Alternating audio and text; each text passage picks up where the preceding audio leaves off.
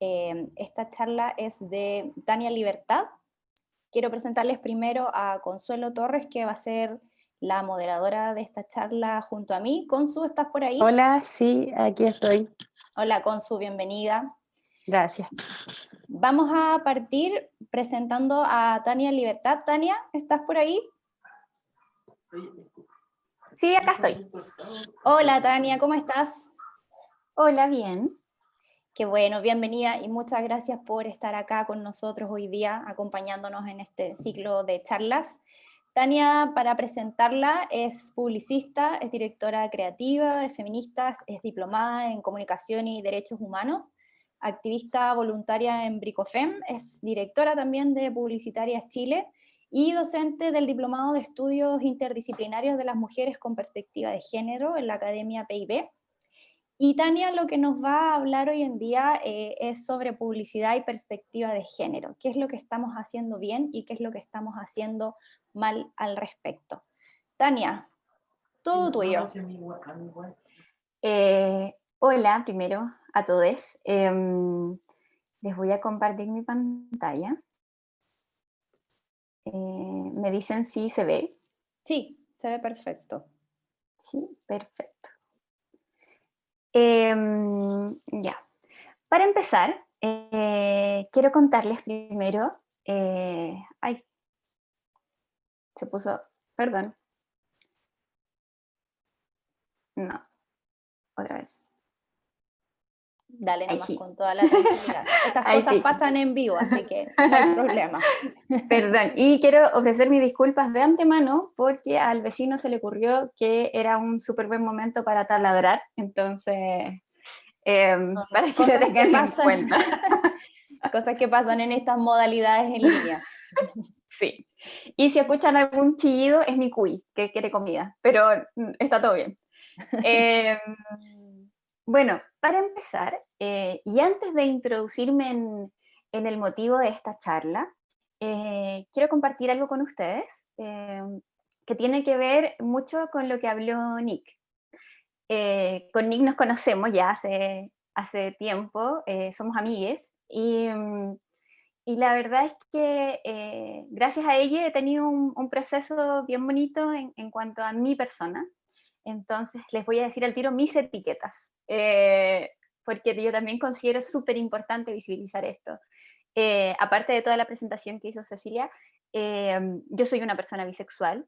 Hace muy poco empecé a decirlo y creo que es súper importante también nombrarlo, sobre todo porque las personas bisexuales casi que no existimos. No sé, cuando pasó lo de Fernando Urrejola, creo que fue, que salió en redes sociales con una pareja mujer y antes había tenido parejas hombre, todos dijeron, entonces era lesbiana.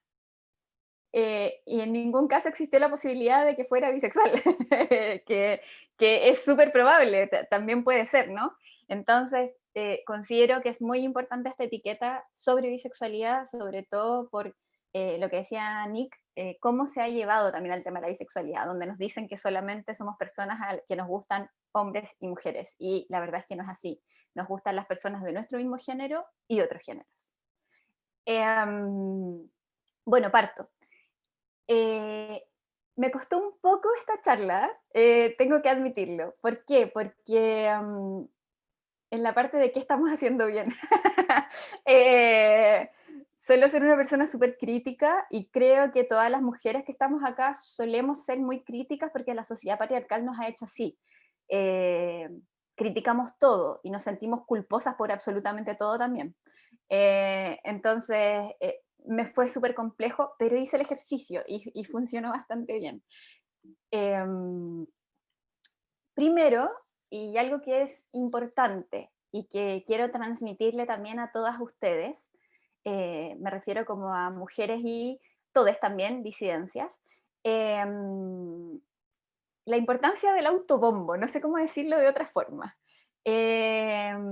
Nosotras generalmente tratamos de no decir todo lo que hacemos y de no decir en todo lo que hemos participado, porque nos da vergüenza, por la humildad, porque seremos suficientes.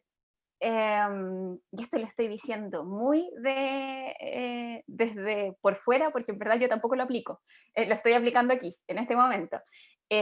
Cuesta mucho por el síndrome, no sé si le conocen, pero ese que le dicen síndrome del impostor, que yo la verdad diría que es síndrome de la impostora, porque creo que muchas más mujeres sufrimos eso que hombres. Y tiene que ver con esto de, ¿seré suficiente? ¿Está bien si yo estoy diciendo esto? ¿En verdad merezco llamarme feminista? ¿En verdad merezco llamarme activista? Entonces, aquí hice el ejercicio de comunicarlo y decir que sí, soy feminista. Si ustedes me ponen en el feministómetro, no sé qué tan buena feminista seré, pero trabajo en ello día a día. Soy activista en varios lugares. Soy publicista, estudié publicidad en el Duoc. Soy directora creativa, he sido directora creativa en 2 agencias de publicidad. Fui directora creativa en agencia Fauna y en agencia Grey. Y he trabajado en más de 10 agencias. Les voy a comentar por qué he trabajado en tantas agencias.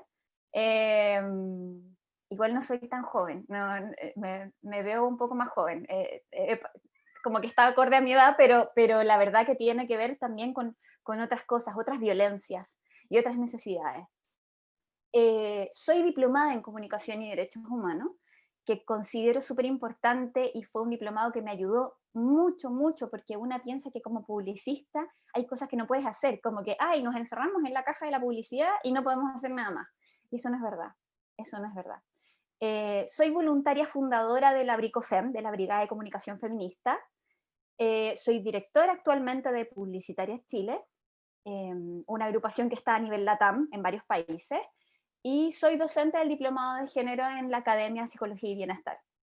Y ahí pueden ver todos los arrobas de Instagram para que me sigan a mí, sigan a la Brico, sigan a Publicitaria y sigan a la Academia. Bueno, primero para partir con esta discusión, ¿qué es la perspectiva de género?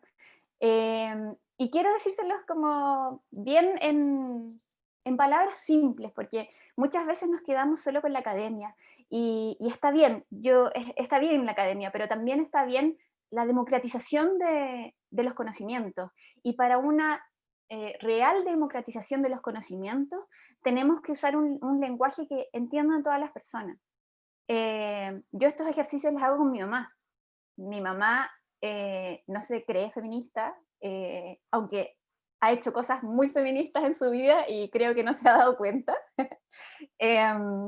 Y hago este ejercicio donde yo le comento ciertas cosas y ella me dice, ah, sí, sí, entiendo, pero ¿y de qué se trata? Y me hace preguntas. Entonces, la definición que tengo, no voy a dárselas a nivel académico, sino más bien a nivel propio, tomando en cuenta la academia. La perspectiva de género es básicamente una forma de analizar este sistema patriarcal, no solo de analizarlo, sino que también criticarlo, ¿ya? Teniendo en cuenta todas estas circunstancias que trascienden en el patriarcado, como por ejemplo el tema que tenemos de cómo nos organizamos, la organización política que existe a raíz del género, de que si nacemos y se nos asigna cierto género, somos tratadas y tratadas de cierta forma.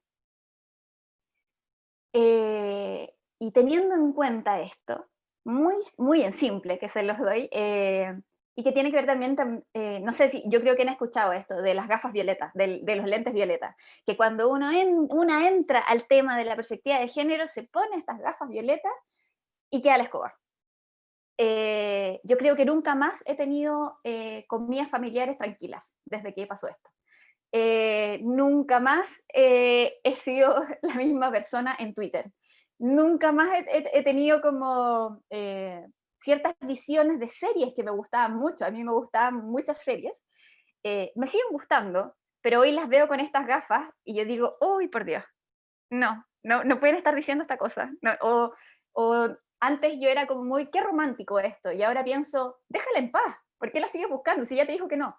Entonces, una se va metiendo en estas cosas, se pone estas gafas violetas, y empieza a ver las cosas de diferente manera, y eso vendría siendo la perspectiva de género, que por supuesto se estudia, por supuesto se hacen cursos y todo, pero como feminista interseccional que me considero, también entiendo lo difícil que es entrar al sistema educativo, lo difícil que es entrar a la universidad, lo difícil que es ingresar a ciertos conocimientos. Por eso también para mí la perspectiva de género es algo que sí, se estudia, se adquiere, pero se puede adquirir no solamente haciendo diplomados, magíster y esas cosas, porque quien hace magíster en Chile tiene que tener mucha plata o tiene que tener mucha suerte para ganarse una de las becas. Es caro. He intentado, por ejemplo, estudiar un magíster en la Universidad de Chile que sale tres palos anuales. Y hoy por hoy, ¿quién tiene 3 millones anuales? Hemos visto también estas cifras. Bueno, y estas cifras también las pueden ver en Fundación Sol. No sé si las siguen en redes sociales, pero es súper buena la Fundación Sol para hablar de estas cosas. Ya, teniendo en cuenta esto, ¿qué es la perspectiva de género? ¿Cómo se aplica esta publicidad? Y es raro. Yo entiendo por qué es raro, porque si nos vamos así como al meollo del asunto, el feminismo, los feminismos son anticapitalistas, porque el capitalismo tiene que ver con el sistema patriarcal y la publicidad es el emblema del capitalismo. Entonces, aquí estamos nosotras, las que estamos en constante disyuntiva en nuestro corazón de, ay, soy publicista, quiero ser feminista también, ¿cómo lo hago? ¿Cómo me planteo desde acá? Y aquí también tiene que ver mucho en cómo nos plantea, cómo la escuela nos plantea qué es ser publicista. Y aquí es donde hay un olvido en algunas casas de estudio, que es el no fomentar y el decir que publicidad también es comunicación. Y teniendo en cuenta que publicidad es comunicación, nos damos cuenta de la responsabilidad y de la ética que tenemos que tener al decir ciertas cosas, al comunicar ciertas cosas, y no solo lo que decimos, sino que también lo que mostramos, e incluso también lo que no mostramos. Lo que no mostramos también es un mensaje. Entonces, ¿cómo se aplica la perspectiva de género? Se aplica de varias maneras. Se aplica en el lenguaje. Y como decía Nick, por ejemplo, esto es como un tip que les puedo dar, pero yo soy redactora de formación, entonces entiendo que a veces si tenemos que extender un guión, que hoy por hoy están durando 15 segundos, ni siquiera 30, están durando 15 segundos, si tenemos que hacer un guión, evidentemente, si extendemos las palabras o extendemos la forma de hablar ciertas cosas, se nos pierde tiempo, ¿cierto? Pero de todas maneras hay que hacer el ejercicio. Hay que hacer el ejercicio de comunicar en un lenguaje, no sé, van a haber marcas que te van a decir, no, no uses la E, ¿cierto? Pero hay formas de hablar en lenguaje neutro. El lenguaje neutro existe, el lenguaje sin género existe. Entonces, en vez de, por ejemplo, decir ciudadanos, que es masculino, decimos la ciudadanía. Entonces, vamos haciendo este ejercicio que nos va a tomar más tiempo, pero se puede aplicar de buena forma.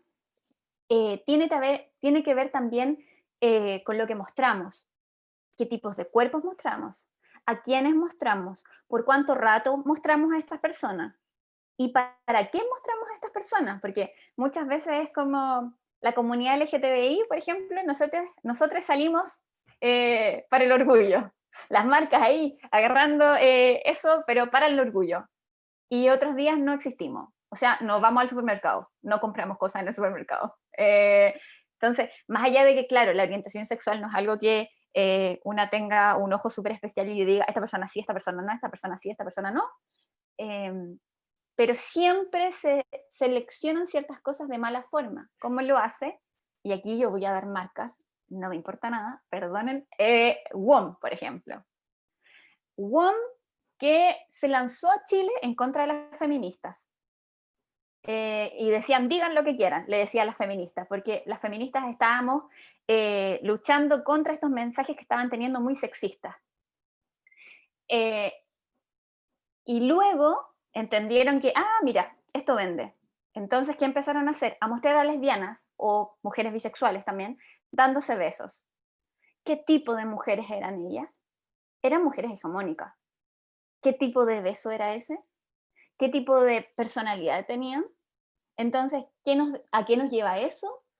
A que te están mostrando este como ideal de la lesbiana y la bisexual que se dan besos entre mujeres, que es del imaginario como del erótico masculino cis, de lo que quieren ver en las películas porno, no lo que vemos nosotras en las calles. Yo no veo una Nicole Saavedra en estas cosas, yo no veo a otras mujeres, y más encima hoy por hoy, ahora que me acuerdo, y que me da mucha rabia, están usando la imagen de históricas de la marcha del 8M, que lo encuentro una brutalidad, porque nos dijiste que éramos unas histéricas cuando llegaste acá y ahora estás usando la imagen de histórica. Ponte de acuerdo porque no está funcionando. Y bueno, así se va aplicando en publicidad, se va aplicando en lo que vemos, en lo que no vemos, en lo que decimos y en lo que no decimos. Y ahora viene la pregunta que a mí me costó mucho, que es la pregunta difícil. ¿Qué estamos haciendo bien? Ah, ya. El tema aquí, y esto es muy personal, siento que estamos haciendo cosas bien, pero que son pasos pequeños. Pasos pequeños para una industria que se jacta de creatividad y de estar a la vanguardia. Por eso digo pasos muy pequeños. Por ejemplo, estamos escuchando, por fin, estamos escuchando. ¿A qué me refiero con que estamos escuchando? Que cuando algo pasa, algo está pasando, estamos leyendo redes sociales y decimos, ah, mira, hay que tener ojo con esto. No hay que hacer esto, no hay que decir esto, o hay que decir esto. Y eso está bien, empezar a hacer un análisis de las personas que te siguen y de las personas a las que quieres llegar.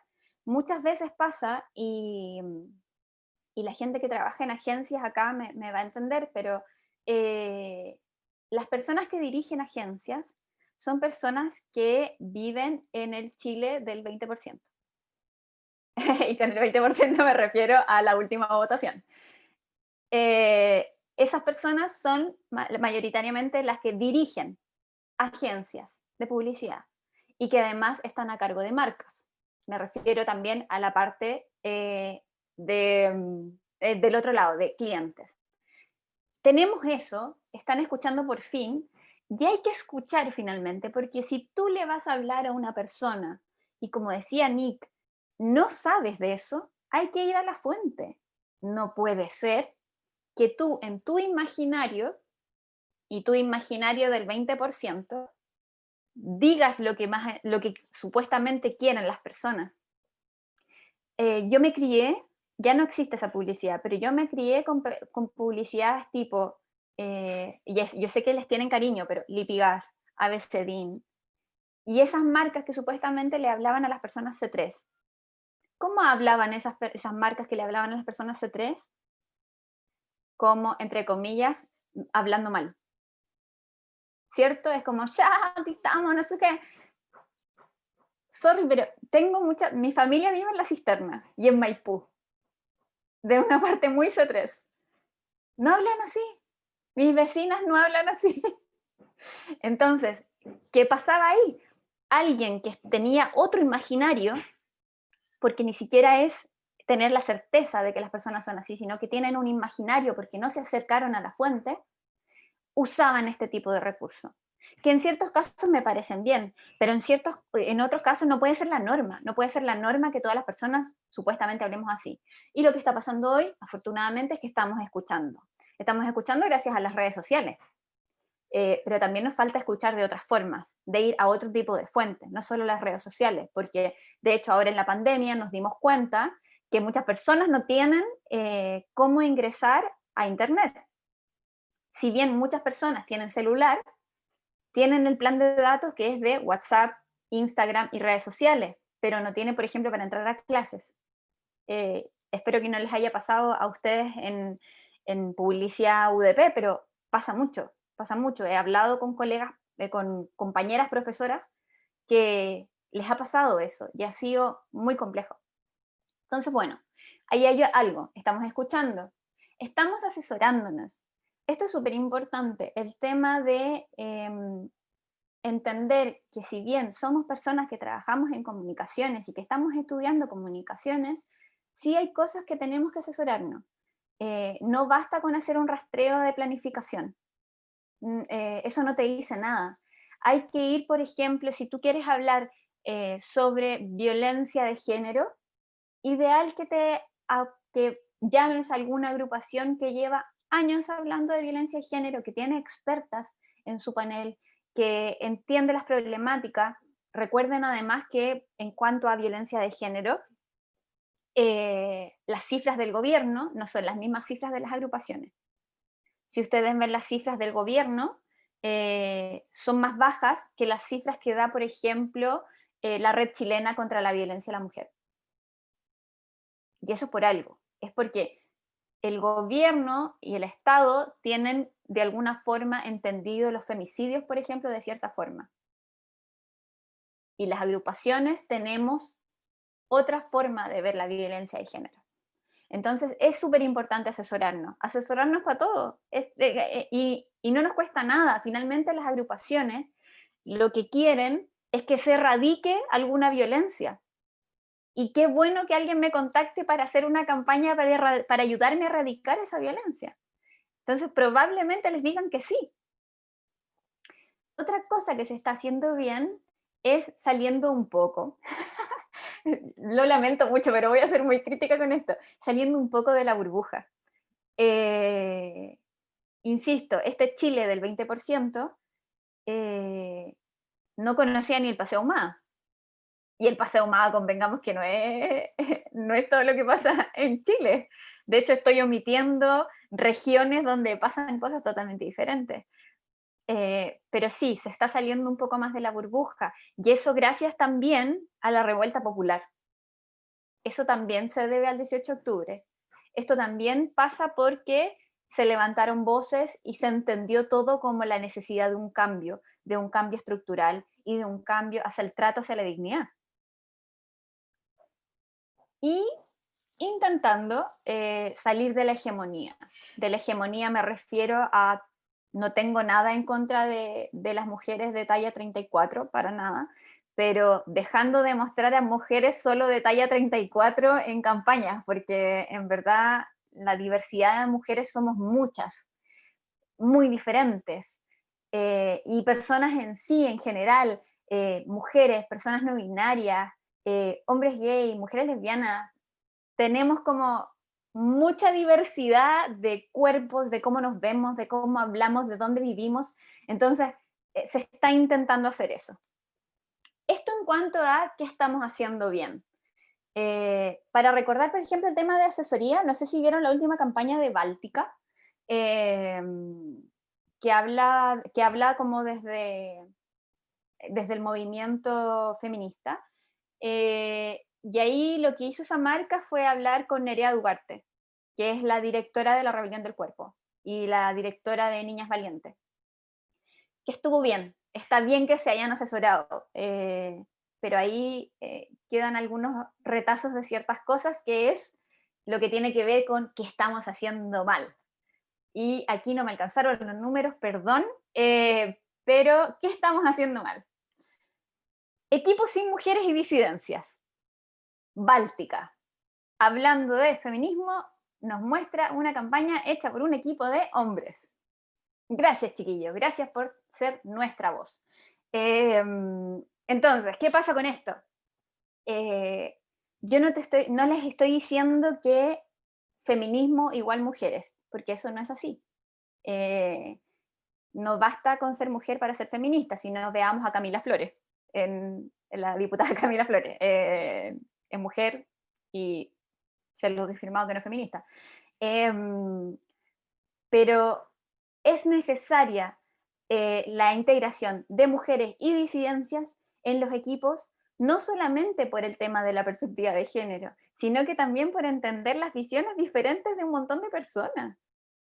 Basta de que los equipos creativos sean hombres cis hetero, que más encima se visten todos iguales. Entonces, como que es súper importante comenzar a ver esta diversidad.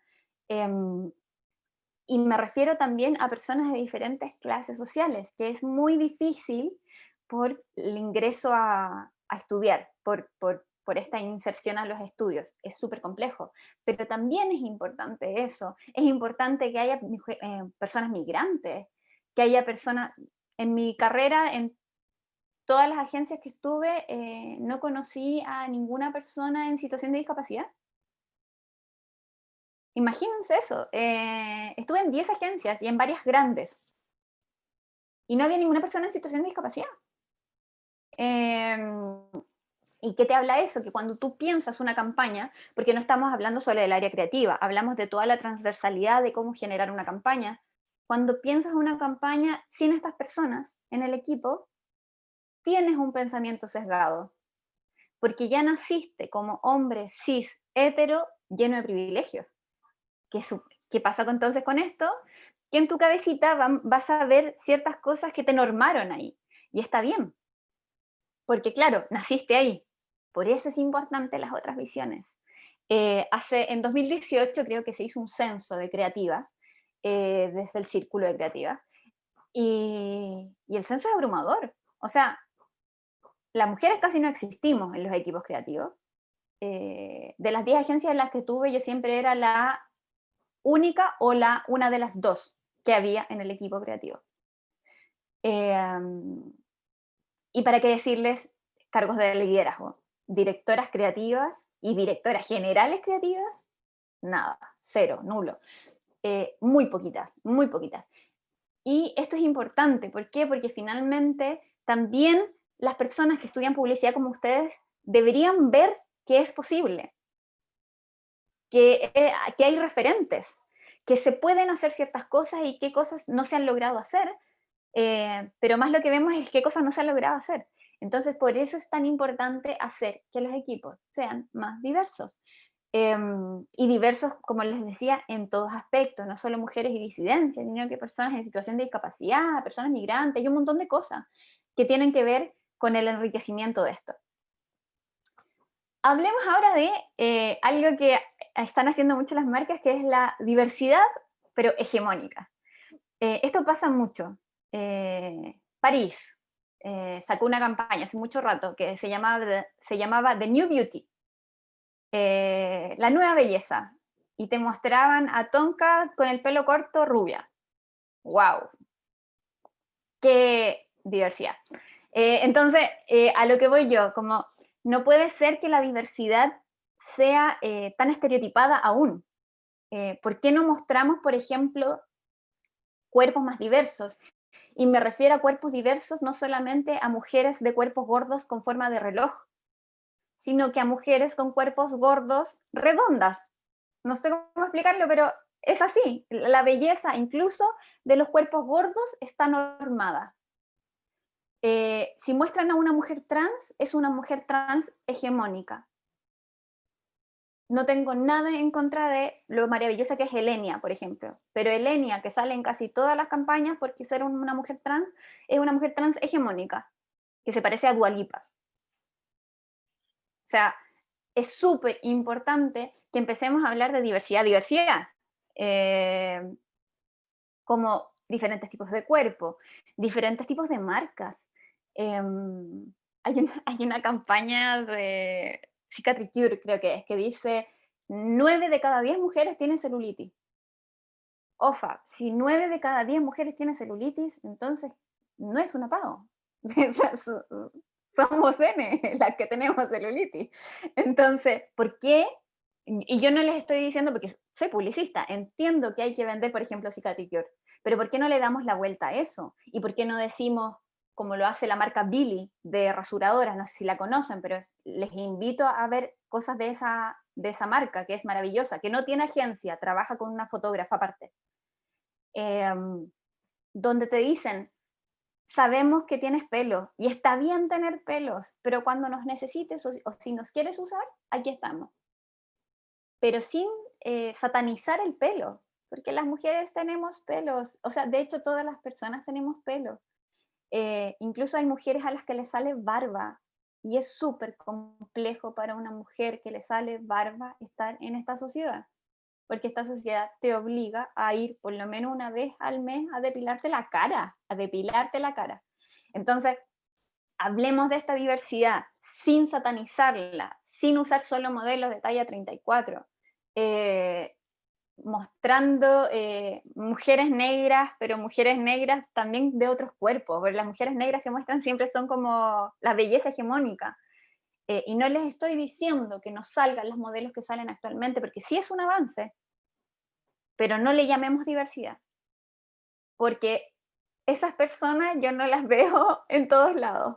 Yo me paseo por la Plaza de Maipú y no veo a esas personas. Entonces no me digas que eso es la nueva belleza. Esa no es la nueva belleza. Eso en cuanto a la diversidad hegemónica. Ya, este es un tema que me complica mucho. Tengo muchos problemas porque como soy activista en 2 agrupaciones, tengo problemas personales con esto. Campañas pensadas para premios. ¿Qué pasa con esto? Yo creo que todos acá saben que la pandemia lo que trajo también fue una profundización de las violencias. Entonces, como trajo una profundización de las violencias, la violencia de género se incrementó en un sentido de que muchas mujeres quedaron encerradas ya 24/7 con quien las violenta. Empezaron a salir un montón de campañas, de un montón de agencias. Sí, vamos a hablar contra la violencia de género, hagamos algo contra la violencia de género. Pero ¿cómo era esta forma de hablar contra la violencia de género? Pensada para un premio. Y una se da cuenta cuál es el fin de esa pieza que está viendo. Porque si tú ves una gráfica del porte de esta pantalla, donde sale un titular enorme, que es un titular súper creativo, que rescato, ok, es súper creativo, y donde al lado derecho, abajo de la gráfica, en una letra 5, sale, si sufre violencia de género, llama al 14, no sé qué. ¿Qué me dice eso? ¿Cuál es el objetivo de esa gráfica? Esa gráfica no tiene como objetivo ayudar a la erradicación de la violencia de género. Esa gráfica tiene como objetivo llamar la atención por el titular grande que pusiste ahí y que se aplauda por la creatividad que estás teniendo. Entonces, si vamos a usar las causas sociales para premio, a mí no me parece. No me parece. Está bien que te ganes un premio luego de haber hecho esa campaña, considero. Y se los digo muy desde la culpa también, porque yo también me crié, entre comillas, de esa forma en publicidad, entendiendo que mi fin último era ganar premios. Como necesito ganar un premio, necesito ir a Cannes. Pero luego cuando te empieces a meter en las agrupaciones, entiendes que las campañas no pueden tener este contenido porque finalmente son oportunistas. El objetivo final de una campaña social no debería ser el ganarte un premio. El objetivo final de una campaña social debería ser ayudar a la erradicación de esa violencia. Por eso faltan estrategias y por eso hay un montón de agencias, por ejemplo, que a fin de año mandan para postular a Cannes un montón de gráficas que son hermosas y que fotógrafas y fotógrafos hicieron preciosas y tienen un titular hermoso. Pero dime cómo cumplió esa pieza las cosas. ¿Qué hizo? Pasa también con esto, por ejemplo, y lamentablemente pasa también en agrupaciones. No les estoy diciendo que las agrupaciones estén exentas de eso. Pasó con la Fundación Anita. No sé si vieron esa campaña, pero era una mujer que estaba en telellamada y un hombre la empezaba como a zamarrear, a golpear, como que la agarraba y la sacaba de la pantalla. Y se hizo viral.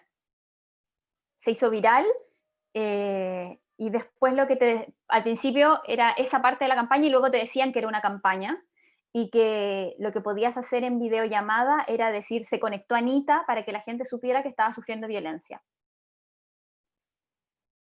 En esa campaña pasan hartas cosas que están mal. Primero, revictimización. Si vas a hablar de violencia de género, ¿para qué repetir en pantalla lo que es la violencia de género? Yo entiendo que muchas personas creen que eso es importante para visibilizar lo que está pasando, pero créanme que todas las personas en Chile tienen claro que las mujeres nos están matando y nos están golpeando. No sé si hay que visibilizarlo más. Incluso les pongo el contraejemplo. Si vamos a hablar de pedofilia, ¿vamos entonces a mostrar un video donde violan a un niño? No creo. No creo que lleguemos a ese nivel. Entonces, ¿por qué sí mostramos que a las mujeres nos pegan en un video? Eso tiene que ver también con la revictimización. Muchas compañeras que han sido violentadas sufrieron con esa pieza y levantaron el punto en la fundación.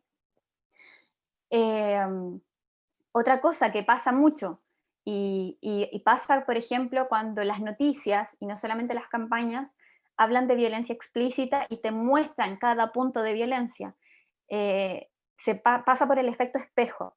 ¿De qué se trata el efecto espejo? El efecto espejo habla de que cuando tú difundes mucho algo y lo estás mostrando explícitamente, o en las noticias, por ejemplo, cuando pasó lo de Ámbar y dijeron cómo estaba el cuerpo, dónde estaba el cuerpo y qué le habían hecho, todos esos datos que en verdad no nos incumben. O sea, yo no sé en qué me incumbe a mí tener tanto detalle, en verdad eso le interesa a peritos.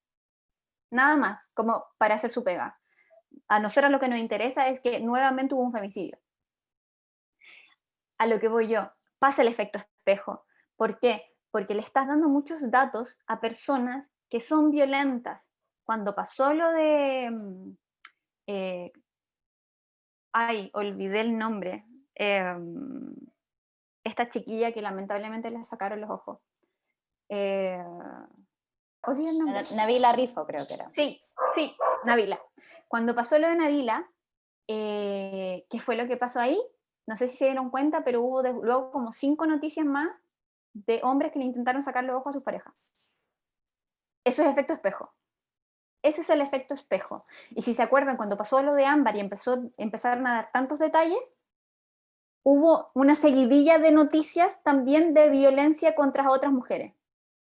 Por eso hay que tener resguardo con eso. Por eso las campañas contra la violencia de género no pueden ser tomadas tan a la ligera. No pueden ser como, ay, es que yo quiero visibilizar que están golpeando a las mujeres. Sí, si a las mujeres nos golpean y nos matan, si eso se sabe. Lo que hay que hacer es cómo lo solucionamos a través de la comunicación, que no sea revictimizando, que no sea haciendo mal las cosas. Eso en cuanto a campañas pensadas para premios. Y luego tenemos este tema de la poca coherencia. Si tú, como marca y como agencia incluso, vas a dar un discurso y vas a decir, oye, estamos a favor de las disidencias, y no tienes disidencias dentro de la agencia y la marca, igual hay una falta de coherencia ahí. Porque, ¿hasta qué punto? ¿Hasta qué punto estás a favor? También tiene que ver mucho esto con, por ejemplo, Nike. Nike saca unas campañas preciosas feministas. No sé si las han visto, sale hasta una chiquilla a caballo en una campaña. Es maravillosa, a mí también me emocionó. La encuentro así como brutal. Digo, puta, tremenda campaña. Pero ¿qué pasa con la coherencia de marca? Nike le quitó, creo que a 2 mujeres deportistas que habían quedado embarazadas plata, financiamiento, por haber quedado embarazadas. Además de eso, tiene una de las mayores producciones donde tiene a mujeres trabajando de forma muy precaria. La mayoría son mujeres y trabajando de forma muy precaria. Entonces, claro, ¿hasta dónde llega el discurso y hasta dónde llega lo que tú estás aplicando? Y eso tiene que ver incluso con cosas de vida, con las cosas que nosotras mismas transmitimos. Aprender que hay que ser también coherente con estos discursos. En agencias, hace poco, una agencia sacó una campaña contra la violencia de género, una gráfica, como la que les decía yo, que salía como abajo el número súper chiquitito y que no se lee nada. Y esa agencia tiene varias denuncias por acoso sexual. Entonces, yo digo, bueno, eso es como oportunismo nomás, es como un lavado de imagen que tratan de hacer, pero es muy poco coherente. Y no les digo que se cancelen y que funemos a todas las agencias, porque si no estaríamos todas funadas, no, pero que funemos a todos lados, sino que hay que entender también que esto es un trabajo y hay que hacerlo como un trabajo. Si vas a hablar de estos discursos y te vas a apoderar apoderar de estos discursos, tienes que tenerlo como estilo también en tu agencia. Si no, ¿para qué? Me vaya a hablar contra las brechas de género y le estáis pagando menos a las creativas. Me estáis hablando contra la violencia de género y le estáis pegando y le estás acosando sexualmente a compañeras. Es súper importante la coherencia, y no solamente en las agencias, sino que también en la marca. Es lo que hablaban en la charla anterior de Levi. O sea, no puede ser que salga esta persona hablando y siendo como emblema de la comunidad cuando ha dicho cosas malas de la comunidad. O incluso pasó también hace poco con ONU Mujeres. ONU Mujeres puso a Darín hablando en apoyo a las mujeres. Darín ha sido acusado por 4 mujeres en Argentina de acoso sexual y acoso laboral. Entonces hay que tener en cuenta eso. No se les pide que estén súper atentas a todo porque en verdad las cosas pasan muy rápido. Y a veces nos enteramos muy tarde de ciertas cosas y está bien. Pero sí trabajar esa coherencia. Si vas a tener rostros en una campaña contra la violencia de las mujeres, hombres, analizar pero por completo esos hombres. Entender si es que tienen acusaciones. Y siempre creerle a la compañera que te dice, yo fui acusada por él. Por lo menos esa es mi posición. La normalización de las violencias, eso es otra cosa que estamos haciendo mal y eso tiene que ver con la interna, con cómo se trabaja. El trato a cuentas, que es el que más me preocupa. Las compañeras de cuentas son súper acosadas laboralmente y esto no se nombra, esto no se dice porque está normalizado. Está como normalizado decirle que es tonta la compañera de cuentas, que no hace la pega, que solo reenvía correos. Si se dan cuenta, además, en el área de cuentas, hay muchos hombres que están en cargos directivos, siendo que es un lugar habitado casi por puras mujeres. Eso también tiene que ver con techo de cristal y un montón de cosas. Entonces hay una normalización de violencias que hay que empezar a romper. Y para mí la forma de romperlo es decirlo, visibilizarlo, nombrarlo. Lo que se nombra existe, hay que decirlo. Y en cuanto a la formación, también tiene que ver con cómo las escuelas de publicidad se han hecho de forma patriarcal. Y aquí rescato mucho esta instancia, porque esto ayuda a romper eso. Publifem ayuda a romper el tema de las escuelas patriarcales. ¿Por qué? En publicitarias nos llegaban testimonios, y testimonios brutales de chiquillas que profesores les decían que tenían que usar escote para hablar con clientes. Que profesores que habían ganado muchos premios, profesores que han ganado premios, a ti igual te pesa. Si un profe con un montón de canes encima te dice algo, no es que no te haga sentido, porque en verdad te lo está diciendo una persona, una figura súper de autoridad.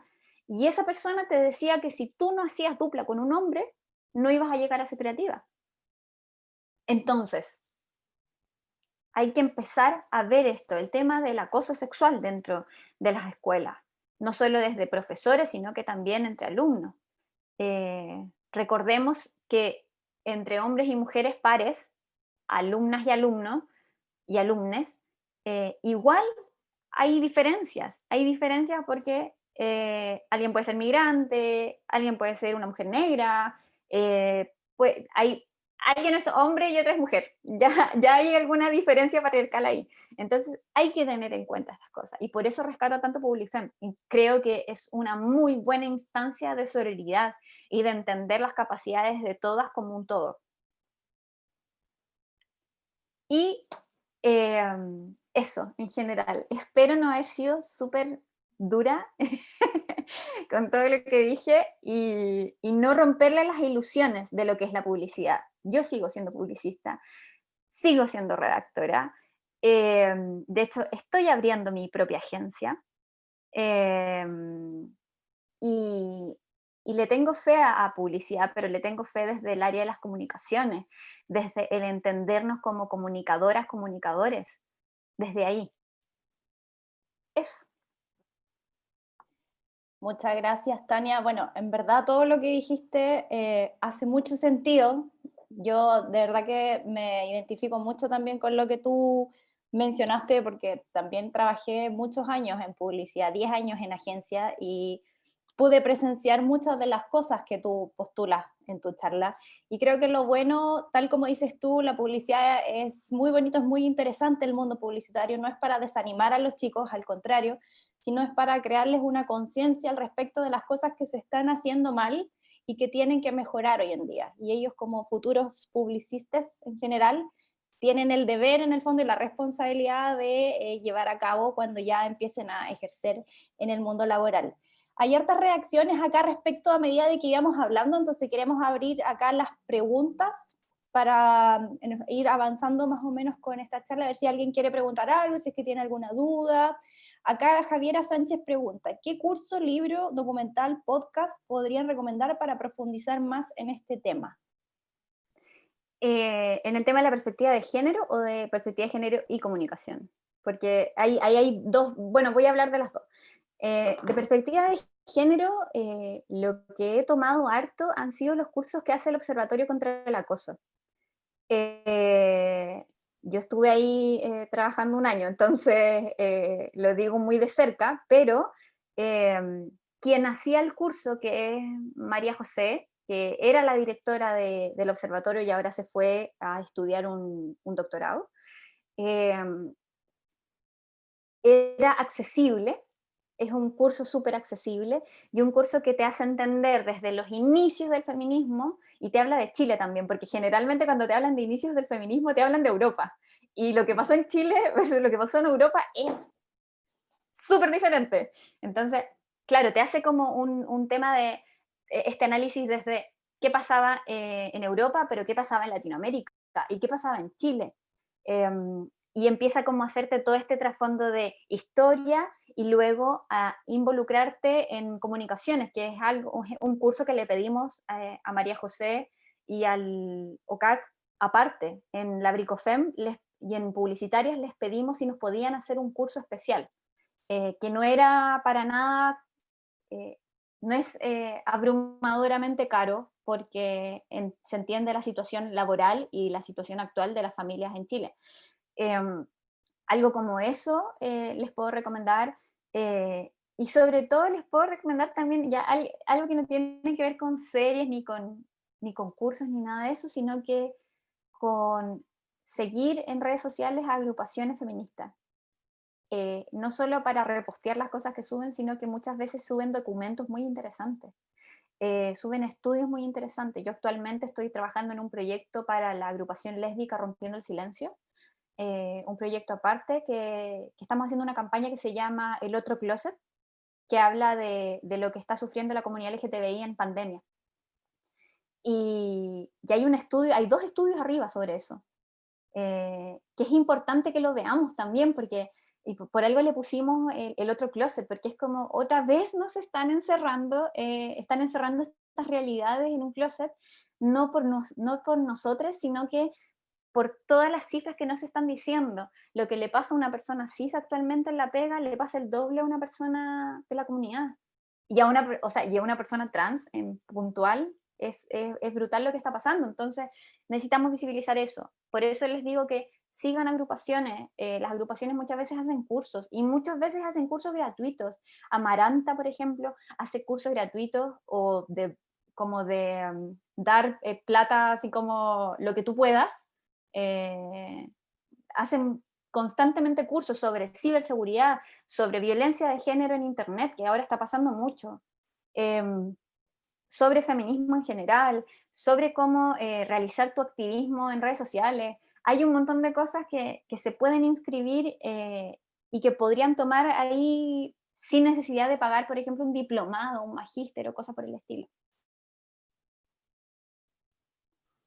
Me gustaría agregar que en general en la charla creo que se generó un espacio súper importante porque nos hace analizar desde una perspectiva de género al final lo que a nosotros mismos nos va acomplejando el día a día, por ejemplo, en nuestras salas de clase, en incluso la arquitectura. De hecho, no sé, es por dar un ejemplo muy sencillo, las escaleras están dimensionadas para un hombre tamaño promedio y no para una mujer.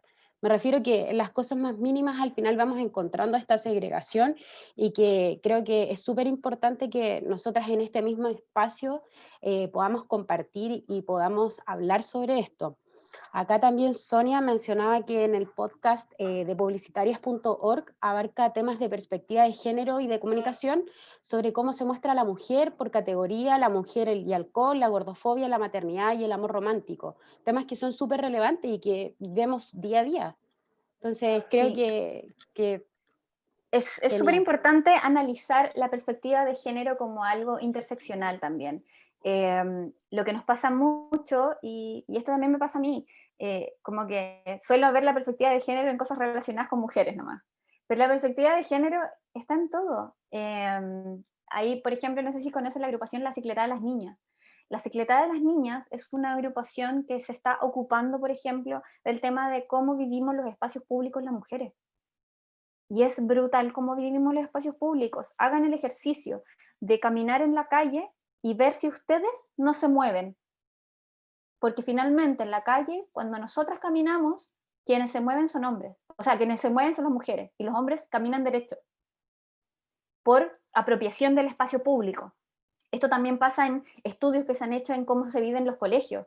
¿Cómo se vive en los colegios las niñas y los niños? ¿Cómo viven esto? Los niños ocupan todo el patio central y las niñas ocupan alrededor.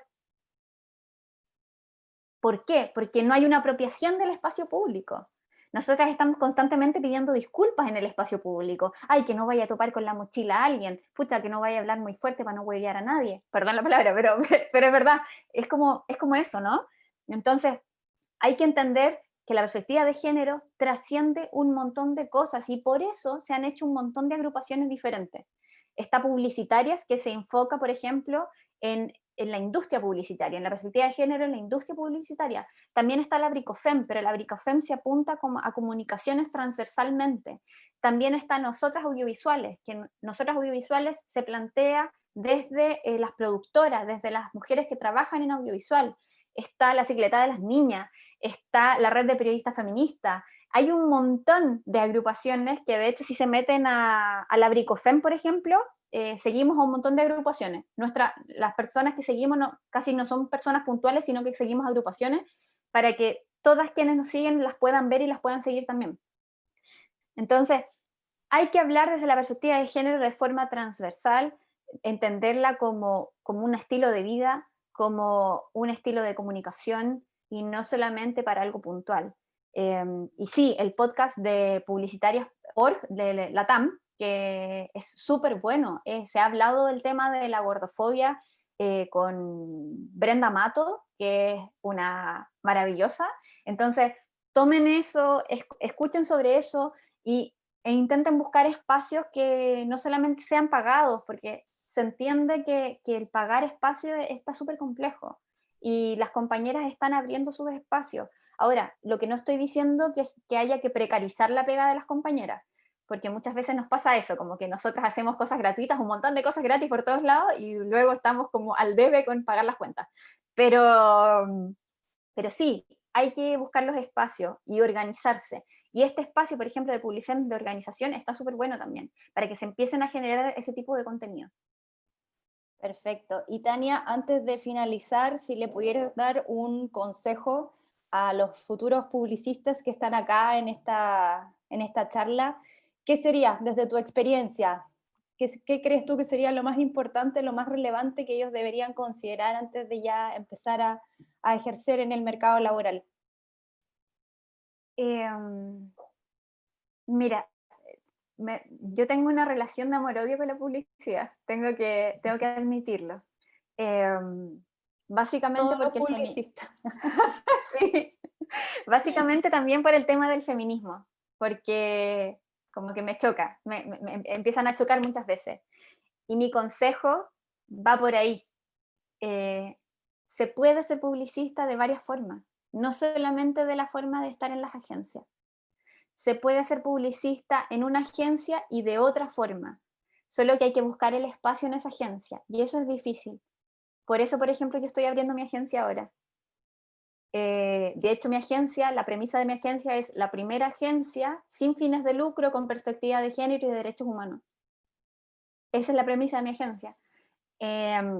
Y la estoy abriendo con 2 compañeras más que son unas brígidas, son 2 periodistas así brutales. Entonces, se puede buscar otras formas de hacer publicidad, no solamente en la forma tradicional estando en una agencia, sino que también comunicando de otras maneras. Hoy por hoy hay formas que han revivido en cuanto a publicidad sobre la propaganda, por ejemplo. La propaganda está reviviendo de una forma súper potente y súper entretenida. Basta con ir a la Plaza de la Dignidad para darse cuenta. Y ahí también hay formas de hacer publicidad, si la propaganda también es parte de la publicidad. Entonces, hay maneras de hacerlo, se puede. Yo en este momento me confirmaron para ser directora de comunicaciones de una fundación. Entonces, se puede hacer desde las fundaciones, se puede hacer desde las organizaciones, se puede hacer desde las agencias, con tu perfil. Si bien no les voy a negar que van a sufrir ciertas violencias, que es probable que puedan sufrir ciertas violencias, sobre todo siendo mujeres y disidencias, pero hay formas de hacerlo. Se pelea, se pasa mal, ¿sí? Pero hay maneras de lograrlo. Y ahora, si no lo logran en una, no se sientan mal, van a haber otras.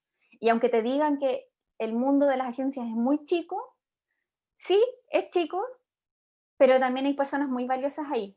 Hay personas que sí te van a apañar, hay personas que sí te van a dar el espaldarazo para hacer tus proyectos. Porque finalmente, por ejemplo, la carpeta que yo hice, mi carpeta es social. Mi carpeta es pura cosa social. Y lo hice en base a que estuve en tantas agencias diciendo, yo hago esto con esta fundación, yo lo tomo. Porque al final lo que se quería era hacer premios, y yo lo que quería era ayudar. Y se puede hacer eso. Sé que es difícil y se los digo desde un privilegio de avance, se los digo desde un privilegio de camino avanzado, pero se puede. Y si necesitan apañe, como en cosas particulares, les dejé mi Instagram, de hecho, al principio, me pueden hablar con toda confianza, yo no tengo ningún problema, me demoro a veces porque tengo hartas cosas que hacer, pero me pueden conversar sobre eso. Tania, te pasaste. Muchísimas gracias por acompañarnos hoy día, por aportarnos con tu experiencia, que es súper valiosa. Siempre es bueno ir teniendo distintas miradas de lo que va pasando en el rubro. Así que de verdad te agradezco infinitamente que nos hayas acompañado en esta charla hoy en día, que yo estoy segura que a todos los que están presentes les sirvió de mucho para abrir la cabeza y para ver nuevas perspectivas de cómo ejercer en el fondo esta pega que, tal como dices tú, es bien bonita, pero uno tiene una relación como de amor y odio a medida que va avanzando en ella, porque pasa. Sí. Así que muchas gracias, Tania, muchas gracias, Consu, también por haber ayudado acá y apañado con la moderación.